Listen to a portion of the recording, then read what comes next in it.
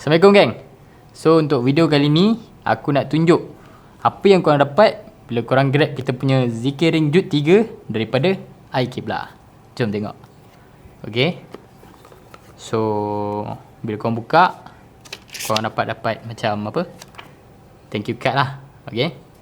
So dalam ni korang akan nampak, first kali dia punya charging case, and then dia punya device. Okay. So kita lepak dulu, tengok dalam dia.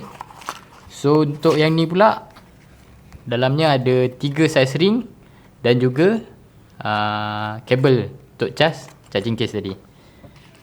Dan yang ini adalah untuk bila korang dah pasang ring tu tapi korang nak buka, nak tukar size, guna benda ni. Okay. So aku akan pasang ring dia. Kita tengok. So ada 3 size ring, daripada kecil, sederhana dan besar. So aku biasa pakai yang sederhana. Okay.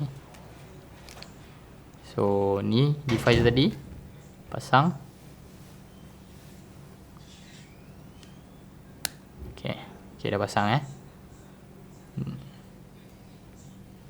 tengok. Nampak? Okay. So ni kalau masuk pada jari Okay. Alright. So basically itulah apa yang korang akan dapat. So kalau korang dapatkan Zikir-Ring Jut 3 generasi yang ketiga daripada iKibla, boleh tekan back di bawah.